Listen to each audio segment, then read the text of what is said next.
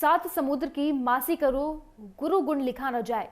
ये चंद पंक्तियां लिखते समय शायद कबीर दास जी कलयुग के बारे में सोचना भूल गए। ऐसा हम नहीं बोल रहे हैं। यदि ऐसा वो सोचते तो शायद बीकानेर की कोलायत में जो महिला शिक्षक के साथ में बीत रही है वो नहीं बीतती। और भगवान के बाद धरती पर गुरु को ही भगवान का दर्जा दिया हुआ है, लेकिन अब उस गुरु पे जो अत्याचार होने लगे हैं उनका क्या कहा जाए। ऐसा ही एक मामला बीकानेर के कोलायत से सामने आया है। एक टीचर पिछले 45 दिन से न्याय के लिए संघर्ष कर रही है। जब कोलायत पुलिस और वहां के प्रशासन ने नहीं सुनी तो वे अपने छोटे छोटे बच्चों के साथ में जयपुर पैदल ही निकल पड़ी। जयपुर के शहीद स्मारक मार्ग पर धरने पर बैठ गई और गहलोत सरकार से न्याय की और मदद की गुहार लगाई है। अगर जयपुर में न्याय नहीं मिला तो यह महिला टीचर अपने बच्चों को लेकर पैदल दिल्ली भी जा सकती है। देखिए क्या है ये पूरा मामला और क्या कुछ कहा है इस महिला ने। देखिए। मैम बताइए, आप यहाँ क्यों आई हैं जयपुर पैदल चल के? सर, मेरा नाम सुरेंद्र कौर है। मैं राजकीय उच्च प्राथमिक विद्यालय रेलवे लाइन कोलायत में तृतीय श्रेणी अध्यापिका के पद पर कार्यरत हूँ। वहाँ के जो प्रधानाध्यापक है उन्होंने 17 अगस्त को ज्वाइन किया और उसके बाद उन्होंने अपनी दादागिरी करना शुरू कर दिया। बिना चार्ज लिए मेरे से चाबियाँ ली और रोज़ मुझे स्कूल खुला छोड़ने की धमकी देते थे। कभी इस रूम को खुला छोड़ दिया, कभी उस रूम को, इस तरीके से वो धमकी देते थे। जब मैंने थाने में उनकी शिकायत की तो थाने वालों ने उनको पाबंद करके छोड़ दिया।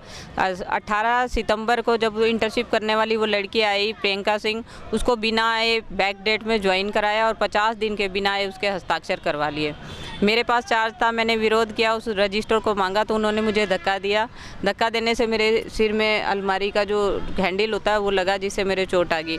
फिर मैंने FIR लॉन्च कराई कोलायत थाने में और विभाग में भी PO से लेकर डायरेक्टर साहब तक सबको मैंने सूचित किया, बार बार लेटर देके। और 45 दिन तक कलेक्टर ऑफिस के सामने आमरण अनशन पर बैठी रही, परंतु ना तो विभाग की तरफ से ना पुलिस की तरफ से कोई कार्रवाई नहीं हुई। इससे मैं परेशान होकर यहाँ पे न्याय के लिए CM महोदय श्री अशोक जी गहलोत के पास पैदल वहाँ से 25 तारीख को रवाना होके और परसों मैं यहाँ पहुँची हूँ।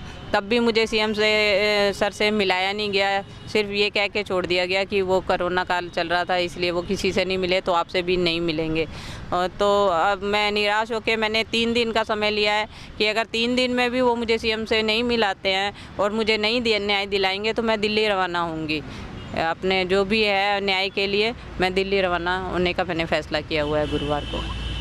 आप वहाँ से जब पैदल चल के आई तो सुनने में आया कि आप आमरण अनशन या भूख हड़ताल ऐसा कुछ कर रहे हैं? बिल्कुल सर, मेरा आमरण अनशन लगातार जारी है और मैं रास्ते में भी ड्रिप लगवाती आई हूँ। अभी भी मेरा आमरण अनशन जारी है और जब तक मुझे न्याय नहीं मिलेगा मैं आमरण अनशन समाप्त नहीं करूँगी। और अभी आज कुछ सूचना इस तरीके की आई है कि वो वापिस से कल फिर JD श्री तेजा सिंह जी है उनके ऊपर दबाव बनाने के लिए अपने आदमियों को लेके ऑफिस में गया था और उन पर दबाव बनवा रहा था कि संघ के आदमी हैं और अगर आपने इसके खिलाफ कार्रवाई करी तो हम आपका घेराव करेंगे। तो घेराव किस बात का सर? रिकॉर्डिंग है, पूरी एविडेंस है। एविडेंस को वो बता सकते हैं कि ये एविडेंस है, उसमें वो स्वीकार कर रहा है कि हाँ हमने हस्ताक्षर करवाए, साइन करवाए हैं और सद्भावना से करवाए हैं। किसी भी व्यक्ति के आप एक HM की पोस्ट पर होते हुए नहीं आने पर हस्ताक्षर करवाते, कौन सी सद्भावना है सर? कौन सी सद्भावना होती है इसमें? और जहाँ तक वो इनके ये कहने का मतलब है कि वो एक दिन पहले आई थी, मैडम के टाइम आई थी, तो वो मैं लॉक लगा रही थी 1 बजे, तब वो आई कि मैडम मेरा नंबर आपके स्कूल में आया है और मुझे यहाँ से इंटर्नशिप करनी है। तो मैंने कहा बिल्कुल आ जाना। क्या मैडम मैं आ तो नहीं पाऊंगी, मुझे ऐसे ही उपस्थिति चाहिए। मैंने कहा मेरे स्कूल में तो आओगे तो उपस्थिति मिलेगी वरना नहीं मिलेगी। अगर आपको यहाँ से इंटर्नशिप करनी हो तो कल आ जाना, राजेश जी के पास चार्ज है, वो आपको ऑनलाइन ज्वाइन करवा देंगे। उसके बाद वो कभी नहीं आई, सीधे 18 सितंबर को आई, जबकि तब टिकू मेघवाल ने वहाँ ज्वाइन कर लिया था। तो बिना आए किसी भी व्यक्ति के 50 दिन के हस्ताक्षर कराना कहाँ तक जायज़ है? पद का दुरुपयोग हुआ, फिर उन्होंने वो रजिस्टर को गायब किया, फिर 80,000 के बिल वाउचर गायब किए।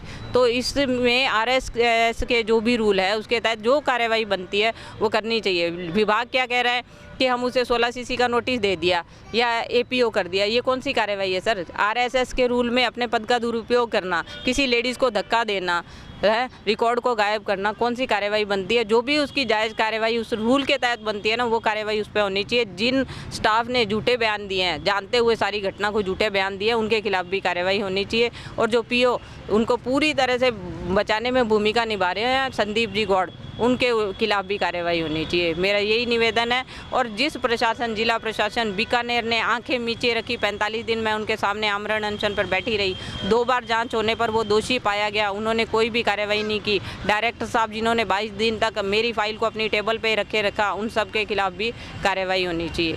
आप यहाँ जयपुर में बैठे छोटे छोटे बच्चों के साथ में, तो गहलोत सरकार से आप क्या मांग करते हैं कि किस तरह से कार्रवाई हुई है उनके खिलाफ? मैं गहलोत सरकार ये बार बार कहती है कि हम दलितों के लिए ये करते हैं, दलितों के लिए वो करते हैं, तो मैं भी तो एक दलित महिला हूँ।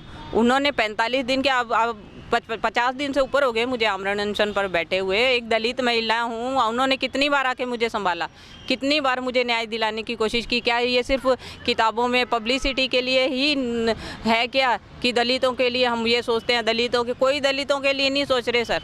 50 दिन हो गए हमें ये छोटे छोटे बच्चों के साथ यहाँ परेशान होते, रास्ते पे 2 बार बच्चों को बुखार आ गया, मेरे को फीवर आ गया, इन्होंने कहाँ संभाला? न्याय नहीं दिला रहे, जबकि वो दोषी पाया गया है। बिना कारण के तो मैं न्याय मांग ही नहीं रही हूँ, उसे बिल्कुल दोषी, जांच में दोषी है वो। और मेरा नाम सुरेंद्र कौर है सर।